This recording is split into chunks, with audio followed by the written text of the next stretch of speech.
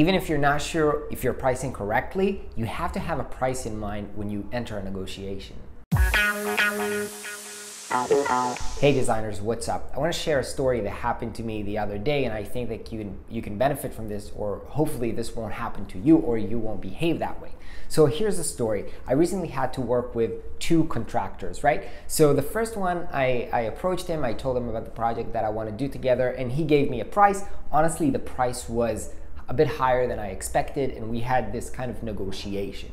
But the feeling that I had after this negotiation is, hey, this guy is a pro, because first of all, he charges a lot for his money.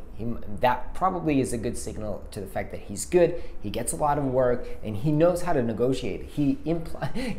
I also know how to negotiate, and so I noticed from the way that he reasoned his pricing and negotiated with me that he had a good experience negotiating. And even though I ended up paying a little bit more than I expected to pay, the end result was that I was very confident in working with him, and honestly I did get a good result, and so I'm happy with it, even though I paid a little bit more than I expected.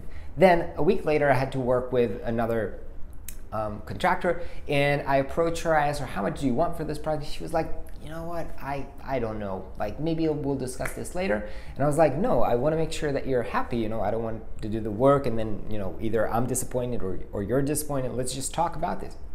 And she was like, you know what, I don't know, whatever is your budget, whatever you were planning to spend, let's go with that.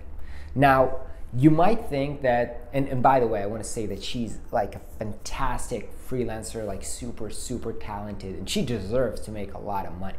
Now, I don't think that she's less talented, maybe even more talented than other contractors, and I want to explain to you why I think that the way she behaved is actually hurting her, because the end result, the feeling and the experience that I had when negotiating with her, because at the end of the day this is negotiation, you might say, yeah, it's good for me because now I can get her at any price that I want, or I can get a lower price, so it's better for me as the client. I'm the client in this specific case, but the truth is that it's not, because having her not knowing what her price is means that either, I don't know, maybe she doesn't do enough projects, maybe she doesn't know how to negotiate, maybe she's not professional enough. And when she's not confident in her price, that makes me not be very confident in her. And I think that you have to always remember that I sell design, and whatever you are selling as a freelancer,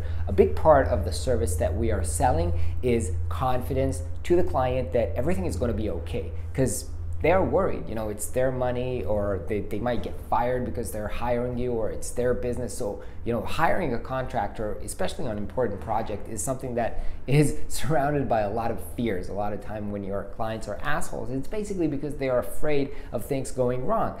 And so what I have to say is that part of the service that we as freelancers sell them is the confidence that things are going to be okay. And part of the way that we show them that we are professionals and that we got shit taken care of, don't worry, is by having and knowing and projecting the confidence to them that this is our price, this is what we're going to work for. Now sometimes you might have to fake this, because sometimes you might not feel like you're sure about the price, maybe you're not sure you're worth this price, maybe it's too much, maybe it's not too much, but you have to be confident about this, and you probably should consider the fact that there will be a negotiation. So raise the price a little bit so you can negotiate down and not feel like you've lost and now you won't be able to make ends meet. But having a price and being confident about the price is super important, and will actually raise the chances of you of getting the project.